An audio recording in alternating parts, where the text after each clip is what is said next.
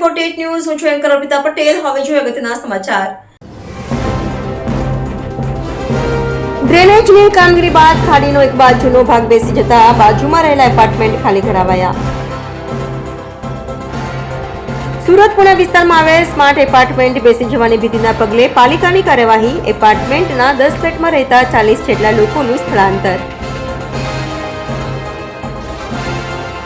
કેટલાક લોકોને કમ્યુનિટી હોલમાં વ્યવસ્થા કરી આપવામાં આવી, જ્યારે અન્ય લોકો પોતાના સગા સંબંધીઓને ત્યાં રહેવા મજબૂર।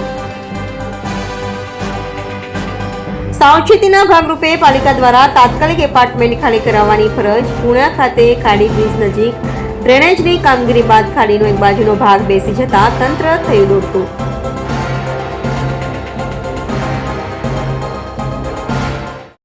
નામ રેખાબેન પરમાર અને અમે અહીં રહેતા હતા, સમ્રાટમાં રહેતા હતા। એને અમે તો કામે ગયા હતા, અચાનક બધા આવ્યા, એસઆરપી વાળા ઘરમાં ઘૂસી ગયા ને કે તમે તાત્કાલિક ખાલી કરી નાખો। તો અમે કીધું અમે અટાણે અચાનક ક્યાં જાય કે ગમે ત્યાં જાઓ, અમારે કઈ જોવા નથી। અમે નાના નાના છોકરા લઈને રોડ વચ્ચે બેઠા હતા, 10 વાગ્યા લગી રાતના બેઠા। પછી બધા માણસો દઈ આવી કે તમે આને બિચારા હેરાન છે કે આને ગમે ને રહેવાનું કહી દો। પછી અમને અહીં બતાવ્યું, તમે અહીં લેવા। સાંજે નાસ્તો દઈ ગયા હતા, ક્યારેક કોઈ વસ્તુ નથી, પાણી નથી, કોઈ વસ્તુ નથી। તમને ક્યાંક રહેવાની સુવિધા કહી દો, તમે ક્યાંક રહી। એટલે અમે સહી 20 જણા સહી।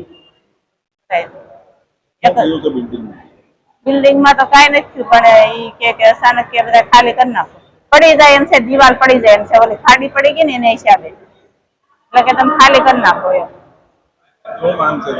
અમારી માંગ એટલી છે કે અમને ક્યાંક રહેવાની સુવિધા કહી દો। અમે જો રૂમો રાખવા જઈએ છીએ તો 20,000 રૂપિયા ગાડી કહે છે, સાહેબ અમારી પાસે 20,000 રૂપિયા નથી। અમે નાના છોકરા લઈને ક્યાં જઈએ? અમે ત્યારે અમારે વાસણ હોય તો અમે કંઈક રાંધી ચીંધીને ખાઈ, અને અમારે ભૂખ્યું તરસ્યું અમે તો ઠીક બેઠા રહી, પણ અમારા 20 દિવસનો છોકરો થયો છે, એને અમારે શું કાંઈ શું આવડી છે? એને અમે કાંઈક રાંધીને, અમારી પાસે ઠામ વાસણ હોય તો અમે રાંધીને તો ખવડાવી। AB48 ન્યૂઝ ગુજરાત સાથે રિપોર્ટર હિતેશ ગલચર, સુરત।